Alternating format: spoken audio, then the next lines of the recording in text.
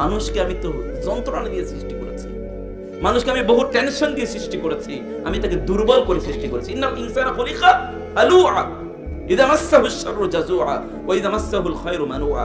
মানুষ খুবই টেনশন প্রবণ, তার মধ্যে প্রচুর অস্থিরতা থাকবে। যুবকরা ভালো করে শুনে যাবেন আজকের কথা। প্রচন্ড অস্থিরতা থাকবে। আমি কি করব? ব্যবসা করব, চাকরি করব, পড়াশোনা করব, কোনো কিছুই তো ভালো লাগতেছে না। বিয়ে শাদীর বয়স চলে যায়, বিয়ে শাদী করতে পারছি না। অথবা আপনাদের মেয়েদেরকে বয়স হয়ে যাচ্ছে, এখনো মেয়েদেরকে বিয়ে দিতে পারছেন না, এত টেনশন। আল্লাহ আগেই বলে দিচ্ছেন ইন্নাল ইনসানা খুলিকা হালুআ। মানুষ তুমি কেবল টেনশনে থাকবে, কেবল টেনশন, কেবল এনজাইটি থাকবে, তোমার কেবল বিপর্যয়, কেবল দুশ্চিন্তা, কেবল দুর্ভাবনা, এগুলো সব কিছু থাকবে। বাঁচার একটাই মাত্র উপায়, তা হচ্ছে ইল্লাল মুসাল্লিন। সফলতা তো কেবল কাদের জন্য? নামাজীদের জন্য। ক্বাদ আফলাহাল মুমিনুন আল্লাযীনা হুম ফি সলাতিহিম খাশিউন। কেবলমাত্র সফল হবে মুমিনরাই যাদের সালাতের মধ্যে তারা হচ্ছে প্রচন্ড বিনয়ী, এবং সালাতের মধ্যে তারা প্রচন্ড আন্তরিক, সালাতের মধ্যে তারা কেবলমাত্র আল্লাহ সুবহানাহু ওয়া তাআলাকে তারা স্মরণ করে, অন্য কোনো কিছু না। রিজিক দেওয়ার মালিক কে? রিজিক কি আল্লাহ আপনাকে দেবেন না?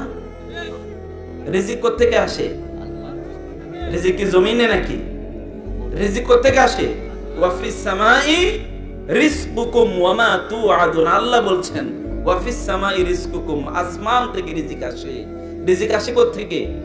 আসমান থেকে রিজিক আসে। রিজিক জমিন থেকে আসে না। অতএব ফয়সালা হয় আসমানে। সেই ফয়সালা আসমান ওয়ালা যিনি আছেন, আসমানের যিনি মালিক, সেই মালিকের কাছে রিজিক চাইতে হবে। আদারওয়াইজ কোন রিজিক পাবেন না, আদারওয়াইজ রিজিক পাবেন না। এমনও হতে পারে আপনি বহু কিছুর মালিক, কিন্তু এগুলো আপনার জন্য রিজিক না, এগুলো অন্য কারোর জন্য করে যাচ্ছেন। আপনি সারা দিন রাত পরিশ্রম করে, কিন্তু আপনি নিজে ভোগ করতে পারবেন অন্য কারোর জন্য। এরকম হয় কি না? আছে কিনা? এরকম বহু আছে, অসংখ্য আছে। রিজিক দেওয়ার মালিক হচ্ছেন আল্লাহ। আল্লাহ তাআলা এই জন্যই তিনি বলেছেন, কোরআনে তিনি বলেছেন, আমি তো তোমার কাছে রিজিক চাই না। ইন্নাল্লাহু ওয়ার রাজ্জাকু যুল কুওয়াতিল মাতিন। রিজিক দেন কে? আল্লাহ তাআলা। আমি তো তোমার কাছে রিজিক চাই না। হে বান্দারা, লা তাকতুলু আওলাদাকুম খাশিয়াতা ইমলাক, নাহনু নারযুকুকুম ওয়া ইয়্যাকুম, নাহনু নারযুকুহুম ওয়া ইয়্যাকুম। তোমাদের সন্তানদের রিজিকও আমি দেই, টেনশন করার কোনো কারণ নাই। সন্তান হলে রিজিক দেয় কে? আপনার টেনশন করার কোনো কারণ আছে? সন্তান যিনি দেন তিনি কি রিজিক দেন না? এই জন্য সহিহ বুখারী হাদিসে রাসূলুল্লাহ সাল্লাল্লাহু আলাইহি ওয়াসাল্লাম বললেন, মনে ভালো করে শুনুন, যখন একজন মায়ের সন্তান জন্ম দেয়ার যখন ইস্যু আসে, তখন আল্লাহ তাআলা এক বিন্দু পানি মায়ের গর্ভের মধ্যে গিয়ে এখানে কি করেন? ওখানে স্থাপন করে দেন। এক বিন্দু পানি সেখানে স্থাপন করে দেন। তারপর এই পানিটি এটাকে নুতফা আকারে থাকে 40 দিন। সহিহ হাদিস শেষে কতদিন? 40 দিন নুতফা আকারে থাকে। নুতফা মানে ড্রপ অফ ওয়াটার, পানি আকারে থাকে। তারপর এটা কি হয়ে যায়? আলাকা। আলাকা হয়ে যায়। এটি আরো 40 দিন পর্যন্ত। আলাকা মানে হচ্ছে রক্তপিণ্ড। এই যে পানি ওইখানে গিয়ে জমা হয়েছে না মায়ের গর্ভে, এই পানিটা 40 দিনের প্রথম 40 দিন পানি আকারে থাকে। এরপরে 40 দিন এটা কি আকারে থাকে? আলাকা। আলাকা আলাকা মানে হচ্ছে ব্লাড ক্লট। এখানে যারা কেমিস্ট্রি পড়েছেন আপনারা জানেন, বায়োলজি যারা পড়েছেন তারা জানেন, ব্লাড ক্লট রক্তপিণ্ড একটা রক্তের মতো হয়। এবং এই জন্য দেখবেন কোন মায়েদের যদি তাদের যদি ধরেন ওই 2-3 মাসে যদি তাদের কোনো অ্যাবর্শন হয়ে যায়, অর্থাৎ যদি তাদের যদি মিসক্যারেজ হয়ে যায়, তখন দেখবেন কেবল রক্ত, ওইখান থেকে একটা রক্তপিণ্ড কেবল বাইর হয়, আর কিছু একটা রক্ত। তারপরে কি হচ্ছে? তারপরে এখানে একটা মাংসের টুকরো, মুদগাতান। এরপর আল্লাহ তাআলা এটাকে মুদগা করে দেন, একটা মাংসপিণ্ড। এরপরে কি? সুম্মা জাআলনাহু খালকান আখারা ফাতাবারাকাল্লাহু আহসানুল খালিকিন। এরপরে তার প্রথম গজায় কি বলেন তো? প্রথম কি গজায়? এই যেটার নাম কি? কান। কান প্রথম গজায়, কান। তার শরীর অঙ্গ প্রত্যঙ্গগুলো এখন ডেভেলপ করতে থাকে। প্রথম যেটা ডেভেলপ করে এটার নাম হলো কান। এই জন্য সন্তান যখন পেটে থাকে তখন মায়েদেরকে কি করতে হয় বলেন তো?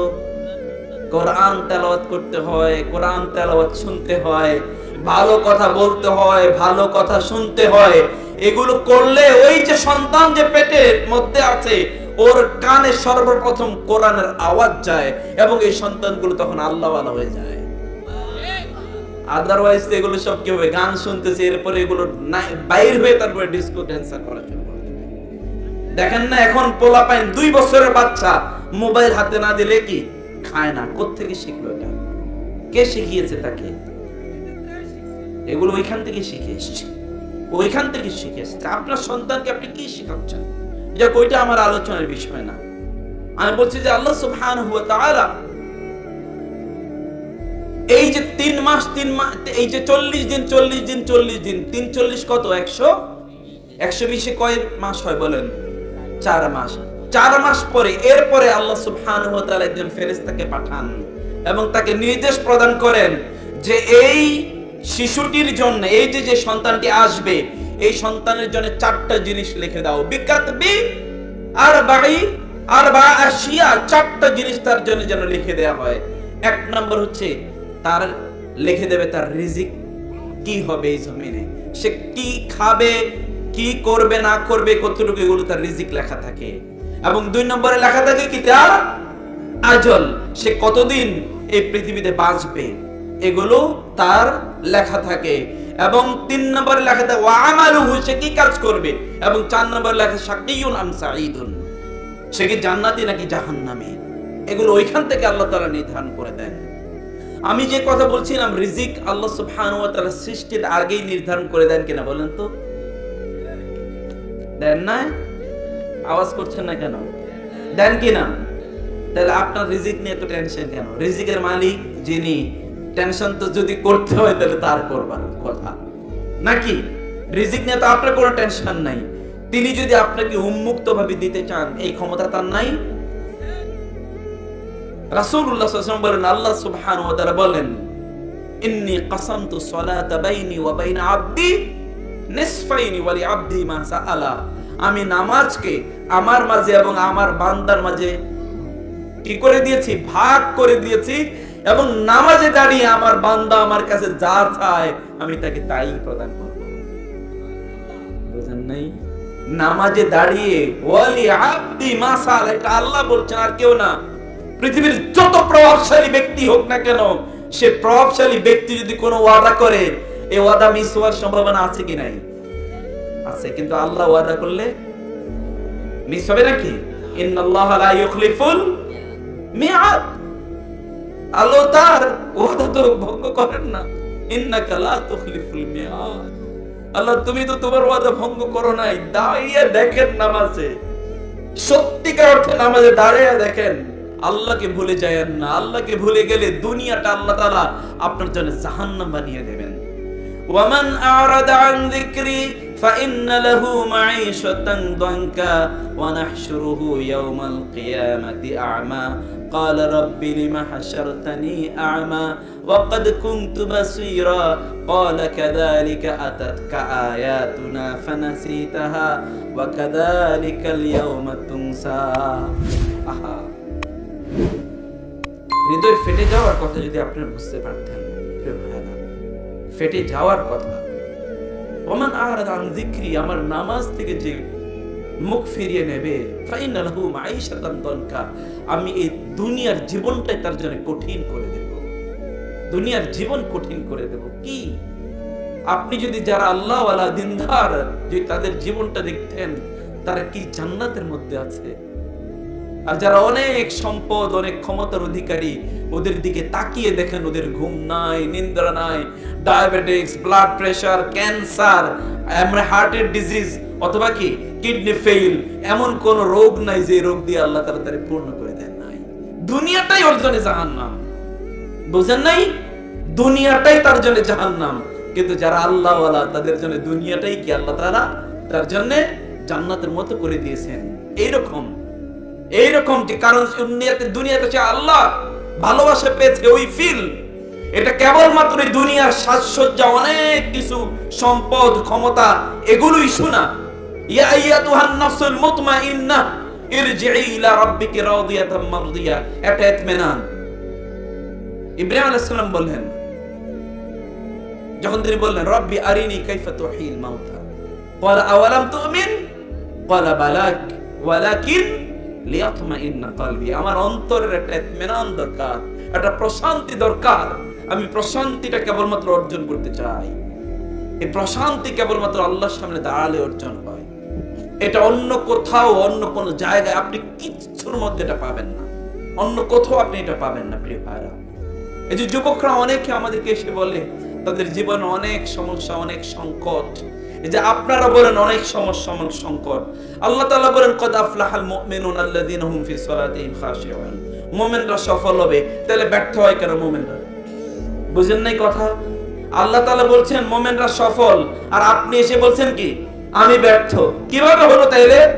ব্যর্থতার তাহলে মূল কারণ কি? মূল কারণ হচ্ছে ওই যে ওইটাই, মূল কারণ ওইটাই, তারা তাদের সালাতের মধ্যে নাই, তারা তাদের নামাজের মধ্যে নাই। রাসূলুল্লাহ সাল্লাল্লাহু আলাইহি ওয়াসাল্লাম বলেছেন as-সালাতু নূরুন, নামাজ কি?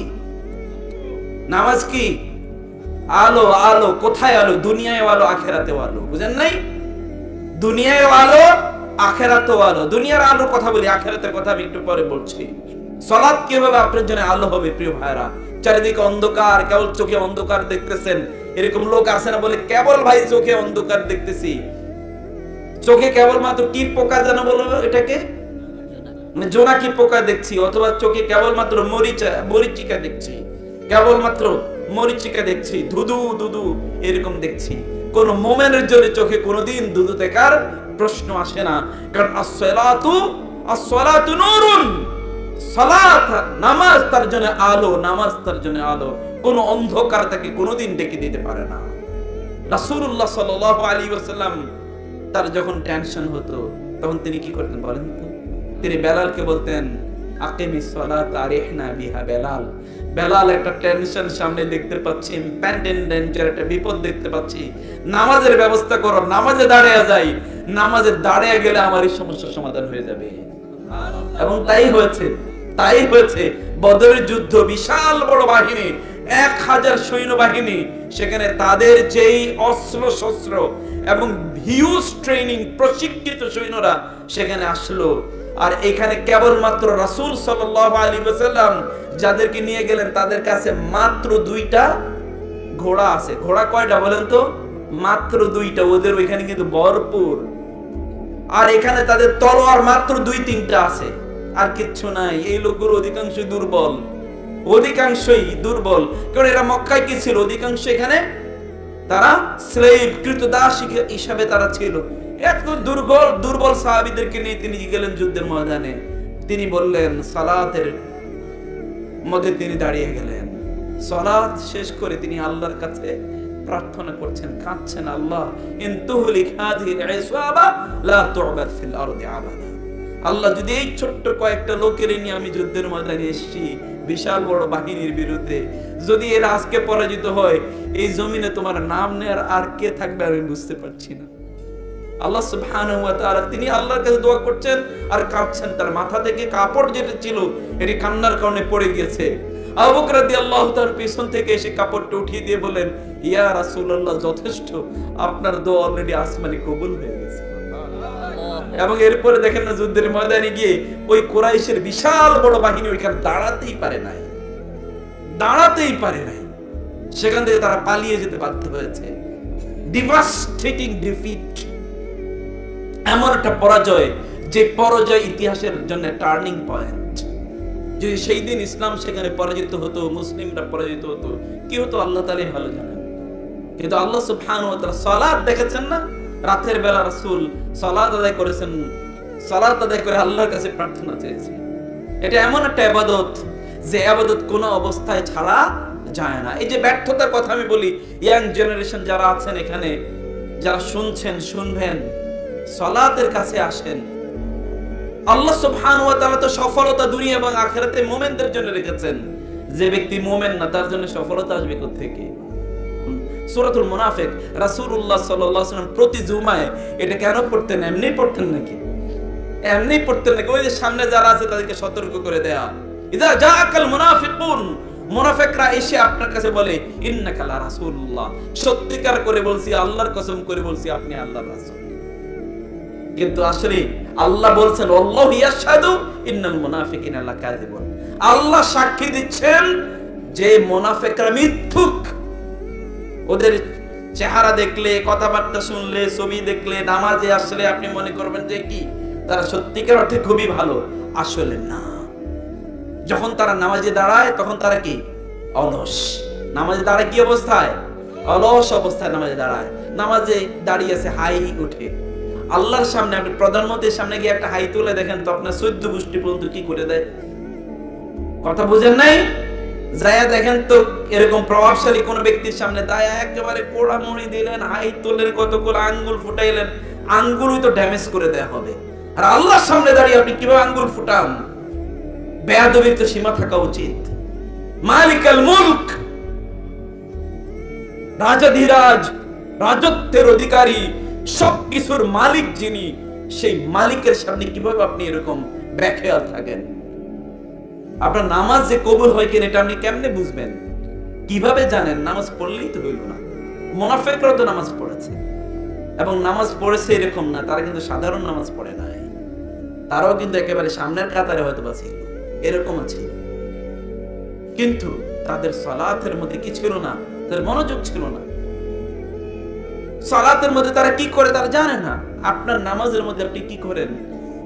যে নামাজ ইবাদত তো এতটুকুই করে নামাজ, তাও কয় ওয়াক্ত পড়ে, কয় ওয়াক্ত পড়ে না। যেই কয় ওয়াক্ত পড়ে, ওয়াকাদিমনা ইলা মা আমিলু মিন আমালিন ফাজআলনাহু হাবাআম মানসুরা, একদল ব্যক্তির অনেক আমল, আল্লাহ বলবেন যে আমলগুলো গিয়ে দেখলাম একটাও কি এগুলো গ্রহণ করার মতো না, সবগুলো আমি ছুঁড়ে ফেলে দেব, সবগুলো আমি তুলার মতো, ধুলার মতো এগুলোকে উড়িয়ে ফেলে দেব।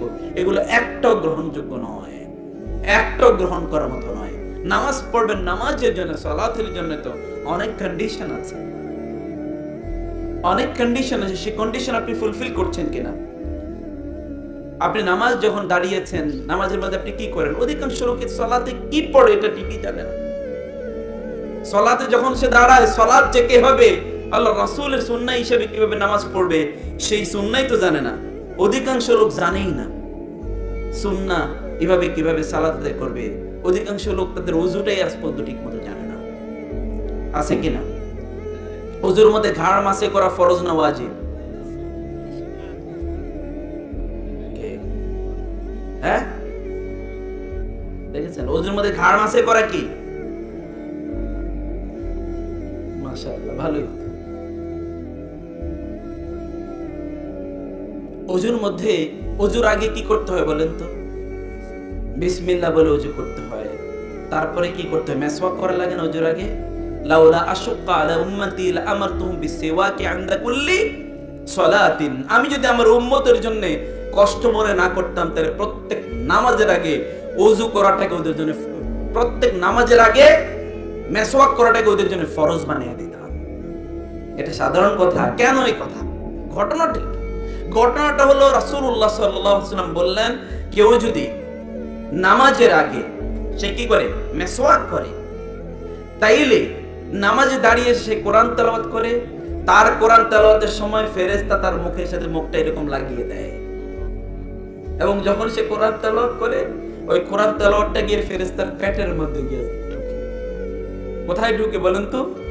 ফেরেশতার পেটের মধ্যে। আপনি একটা ফেরেশতারে এরকম টাকা আপনার সামনে আনতে পারবেন আপনার কথা জোরানোর জন্য? গোটা পৃথিবী পে করতে পারবেন না।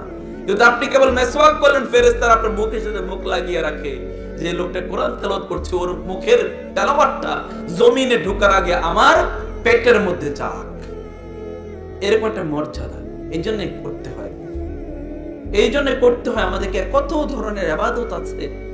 সালাতের আগে উত্তম করে যদি কোন একজন ব্যক্তি ওযু করে, তাহলে কিয়ামতের দিনে ওযুর স্থানগুলো কি হবে? সাহাবায়ে কেরাম বলেন, ইয়া রাসূলুল্লাহ, কিয়ামতের দিন আপনি এত হাজার কোটি মানুষের সামনে আপনি কিভাবে আপনার উম্মতদের চিনবেন? তিনি কি বলেছিলেন? ওযুর স্থানগুলো থেকে কি হবে? গুররাম মুহাজ্জারিনা মিন আসারিল উযু, ওযু এর স্থানগুলো থেকে কি হবে? আলো বিচ্ছুরিত হবে। সে আলো দেখে আমি বুঝতে পারবো যে এগুলো আমার উম্মত। ওযুটা যখন করেন, আলা আদুল্লুকুম আলা মা ইয়ামহুল্লাহু বিহিন্নাল খাতায়া ওয়া ইয়ারফাউ বিহিন্নাদ দারাজাত, আমি কি তোমাদেরকে এমন আমলের কথা বলবো না যে আমলের কারণে তোমাদের মর্যাদা আল্লাহ তাআলা আকাশচুম্বী করে দেবেন এবং তোমাদের গুনাহগুলো আল্লাহ তাআলা সব মিটিয়ে দেবেন? সাহাবায়ে কেরাম বলবেন, বালা ইয়া রাসূলুল্লাহ, অবশ্যই। রাসূলুল্লাহ সাল্লাল্লাহু আলাইহি ওয়াসাল্লাম বলেন, ইসবাগুল উদুই আলাল মাকারিহি, কষ্ট হলেও সুন্দর করে ওযু করা। কষ্ট হলেও কি করা? সুন্দর করে ওযু করা। ওযুর ব্যাপারেই তো আমরা জানি না, ওযুই তো আমরা ঠিকমতো করছি না, অথবা ওযুর মধ্যে যে আন্তরিকতা থাকা দরকার সে আন্তরিকতা আমরা মেইনটেইন করছি না। ওযুর মধ্যে যে ইখলাস থাকা দরকার সেটা আমরা করছি না। আলী রাদিয়াল্লাহু তাআলা যখন ওযু করতেন তখনই তার চেহারা লাল হয়ে যেত। তার বন্ধুরা জিজ্ঞেস করতো, লিমাযা তাগায়্যারতা, কেন আপনার চেহারা এরকম লাল হয়ে গেল? তিনি বলেন, ওযু করছি তো আমার রবের সামনে দাঁড়াতে, আমার রবের সামনে দাঁড়াতে গিয়ে যদি কোনো বেয়াদবি হয়ে যায় তাহলে কি হবে, এজন্য আমি প্রচন্ড পরিমাণে ভয়ে আছি, ভয়ে। তাদের ঈমানের, তাদের তাকওয়ার লেভেলটা কোথায় গিয়ে দাঁড়িয়েছে, তার তাকওয়ার লেভেলটা কোথায়? সালাত আদায় করার জন্য তার ছেলে হুসাইন রাদিয়াল্লাহু তাআলা যখন মসজিদে ঢুকতেন তখনই তার চেহারা লাল হয়ে যেত। তখনই চেহারা লাল হয়ে, লোকেরা বলতেন, কি ব্যাপার, চেহারা এরকম লাল হয়ে যায় কেন? তখন বলতেন যে আমি তো আল্লাহর সামনে দাঁড়াতে যাচ্ছি, যদি কোনো বেয়াদবি হয়ে যায় যেমন বাবা তেমন ছেলে। এই জন্য সালফে সালেহ তারা বলতেন, তারাকনা দুনিয়া মা নিআলিনা ইনদা বাবিল মসজিদ, আমরা যখন মসজিদে আসতাম তখন আমরা আমাদের জুতার সাথে দুনিয়া রেখে আসতাম। জুতার সাথে কি রেখে আসতাম? কথাটা বুঝেন নাই আপনারা? জুতার সাথে কি রেখে যেতাম? এখন আপনারা কি মসজিদে দুনিয়া রেখে যান না দুনিয়া নিয়ে যান? পুরা দুনিয়া নিয়ে যান মসজিদে, পুরো দুনিয়া। জুতা তো নিয়ে যাই, গোটা দুনিয়াও আমরা মসজিদে নিয়ে যাই। কিভাবে? নামাজের মধ্যে দাঁড়ালেই সব ধরনের হিসাব নিকাশ মনে পড়ে যায়, সব কথা মনে যায়। কে 30 বছর আগে আপনার কষ্ট দিয়েছিল এটা নামাজের মধ্যে দাঁড়াইলে আপনার মনে পড়ে। কিন্তু তারা বলতেন, তারাকনা দুনিয়া মানে আলিনা ইনদা বাবিল মসজিদ, মসজিদ দরজায় আমরা জুতার সাথে দুনিয়া রেখে আসতাম। এই লোকগুলো কেমন, চিন্তা করে দেখেন তো, এগুলো কেমন? ফেরেশতারাও তো তাদেরকে দেখে কি হওয়া দরকার, অবাক হয়ে যায় ফেরেশতারা। যেমনি ভাবে রাসূলুল্লাহ সাল্লাল্লাহু আলাইহি ওয়াসাল্লাম বলেছেন, ওসমান, ফেরেশতারা আপনাকে দেখে লজ্জা পায়। ফেরেশতারা আপনাকে দেখে কি পায়? লজ্জা পায়। কি লেভেলের ঈমান তাদের! ফেরেশতারা তাদেরকে দেখে লজ্জা পায়। কি লেভেলের ঈমান, কি লেভেলের তাদের ইবাদত! এই লেভেলে তাদের নিজেদেরকে তারা উন্নীত করেছিল। এবার আমি বলছিলাম যে সালাতের মধ্যেই তো বহুত ত্রুটি। আপনি যখন মসজিদে যাবেন, মসজিদে যখন আপনি যান, এই জন্য অনেকে আছে সালাত ঠিক মতো, সালাতের প্রতি আপনার মুহাফাজা নাই, হেফাজত নাই, সালাতকে আপনি ঠিক মতো বুঝেনও না এবং গুরুত্ব দেন না। ফাওয়াইলুল লিল মুসাল্লিন আল্লাযীনা হুম আন সালাতিহিম সাহুন, মুসল্লিদের জন্য ধ্বংস যারা তাদের নামাজের ব্যাপারে উদাসীন। আল্লাহ বাঁচাইছে আপনাদেরকে, আল্লাযীনা হুম আন সালাতিহিম সাহুন বলছেন। যদি আল্লাযীনা হুম ফি সালাতিহিম সাহুন বলতেন তাহলে সব জাহান্নাম ছাড়া কোনো উপায় ছিল না। বুঝেন নাই? আল্লাযীনা হুম ফি সালাতিহিম সাহুন মানে নামাজের মধ্যে ভুল করে, আর আল্লাযীনা হুম আন সালাতিহিম সাহুন মানে নামাজ থেকে উদাসীন, নামাজ সময় মতো পড়ে না, অথবা তারা সব নামাজ ঠিক মতো পড়ে না, এইরকম। তাতে আপনারা বাইসে গেছেন। আন্নালে বলতে যদি বলা হতো ফি সালাতিহিম, নামাজের মধ্যে উদাসীন মানে নামাজের মধ্যে ভুল করে ফেলে, তা নামাজের মধ্যে তো আপনার মনে থাকে না মাঝে মাঝে, আগের রাকাতে কোন সূরা পড়ছেন এটা তো কিছুক্ষণ পরে আর মনে থাকে না। আছে কিনা এরকম? আছে তো। তারপরে আপনার তো মনেই নাই। সালাতে যখন আপনি যাচ্ছেন, সালাতে আযান দিয়েছে, হাইয়া আলাস সালাহ হাইয়া আলাল ফালাহ, ইয়া আইয়ুহাল্লাযীনা আমানু ইযা নুদিয়া লিস-সালাতি মিন ইয়াউমিল জুমআতি ফাসআউ ইলা যিকরিল্লাহি ওয়া দারুল বাই'। যখন আযান দেয় তখন কি করতে হয়? দৌড়াতে হয় মসজিদের দিকে। বুঝেন নাই? কি করতে হয়? দৌড়াতে হয়। আল্লাহ তাআলার জন্য যদি আপনি দৌড়ান তাহলে আল্লাহ তাআলা আপনার কাছে কিভাবে আসবেন বলেন তো? সেই হাদিসে কুদসিতে আসছে না, রাসূলুল্লাহ সাল্লাল্লাহু আলাইহি ওয়াসাল্লাম বলেন, আল্লাহ তাআলা বলেন যে কোন বান্দা যদি আমার দিকে হেঁটে আসে তাহলে আমি তার দিকে কিভাবে যাই? আর আপনি যদি দৌড়ে যান তাহলে আল্লাহ কিভাবে আসবে? তাহলে আল্লাহ কিভাবে আসবে? আল্লাহ কি এইভাবে আসতে পারেন না? পারেন তো। সেজন্য আপনাকে সেই বিশ্বাস নিয়ে আল্লাহ ডেকেছেন, আমার রব ডেকেছেন। আমি কিভাবে এই দুনিয়ার মুখে এখানে পড়ে থাকি? বন্ধ করো শাট of your shops, your markets, stop your works, business, সবকিছু বন্ধ করে দেন। আপনি ওইখানে গিয়ে দাঁড়ান, আল্লাহর সামনে দাঁড়িয়ে যান। রব, তুমি ডেকেছো, আমি কি তোমার ডাকে কি আমি দেরি করতে পারি নাকি? মুসা আলাইহিস সালাতু ওয়াস সালাম কিভাবে এত মাইটি প্রফেট হয়েছেন। মুসা আলাইহিস সালামকে আল্লাহ তাআলা বললেন, তুর পাহাড়ে আসেন, আপনার সাথে কথা আছে। কিন্তু আপনি সাথে সাথে কি আপনার উম্মতের মধ্যে নেতৃস্থানীয় কয়েকজনের নিয়ে আসবেন। তিনি সবাইরে নিয়ে যাওয়া শুরু করলেন, কিন্তু তিনি দিয়েছেন দৌড়, আর সবাই কি করছেন? স্লো যাচ্ছেন। মুসা আলাইহিস সালাম একা গিয়ে সেখানে উপস্থিত। আল্লাহ তাআলা বলেন, কি ব্যাপার মুসা, আপনার সাথের লোকরা কই? আপনি একা কেন? তিনি কি উত্তর দিয়েছেন জানেন? তিনি বলেছেন, ওয়া আজিলতু ইলাইকা রাব্বি লিতারদা। আল্লাহ, আপনি ডাকছেন, আমি কি স্লো আসতে পারিনি? ডাকছেন আপনি, আমি কিভাবে আসতে আসি? আমি দৌড় দিছি, আল্লাহ আপনি ডেকেছেন। এটা হচ্ছে রাসূলদের, নবীদের দৌড়। আজান দিয়েছে, আজানের পর একজন মুসলিম, তিনি আল্লাহ ডেকেছেন। একজন মুসলিম অন্য কোথাও থাকতে পারেন না। আপনি দৌড়ে এসে দেখেন আল্লাহ তাআলা কিভাবে আপনার সমস্যার মূলে সমাধান করে দেন। দৌড়ে এসে দেখেন, আল্লাহ তুমি ডেকেছো, অতএব আমার সব কিছু তোমার উপর আমি ছেড়ে দিলাম। আলাইহি তাওয়াক্কালতু ওয়া ইলাইহি উনীব। তিনি আমাকে ডেকেছেন, ইয়া আইয়ুহাল্লাযীনা আমানু ইসতাজিবু লিল্লাহি ওয়া লির-রাসূলি ইযা দাআকুম লিমা ইউহয়িকুম। তোমরা প্রকৃত জীবন পেতে চাও? তোমরা প্রকৃত জীবন পেতে চাও? আতিউল্লাহ আতিউর রাসূল। তোমরা আল্লাহকে, আল্লাহ রাসূলকে আনুগত্য করো। যারা আল্লাহ আল্লাহ রাসূলকে আনুগত্য করে, ফালা নুহইয়ান্নাহু হায়াতান তাইয়্যিবা। আপনি একটা ভালো জীবন চান তো, একটা সুখী জীবন, ভালো জীবন। আপনার বউ আপনার কথা শুনবে, আপনার ছেলেরা মেয়েরা আপনার কথা অনুসারে চলবে, আপনার ঘরের মধ্যে শান্তি থাকবে, আপনার ব্যবসা বাণিজ্য যা ধরেন সবগুলো এগুলো কি হীরার মতো, সোনার মতো হয়ে যাবে। আপনার সন্তানের দিকে তাকালে আপনার চোখটা শান্ত হয়ে যাবে, স্ত্রীর দিকে তাকালে আপনার মনটা ভালো হয়ে যাবে, স্বামীর দিকে তাকালে আপনার শান্তি তৈরি হবে, এবং আপনার ঘরের মধ্যে ঢোকার পর আপনার সকল অশান্তি দূর হয়ে যাবে। আপনি যাই করেন না কেন সব জায়গায় আপনার সফলতা। কেউ আপনাকে কষ্ট দিয়ে আপনার মনটা খারাপ করে দিতে পারে না। যদি এগুলো সব কিছু করতে চান, তাহলে আপনাকে আপনার রবকে সন্তুষ্ট রাখতে হবে।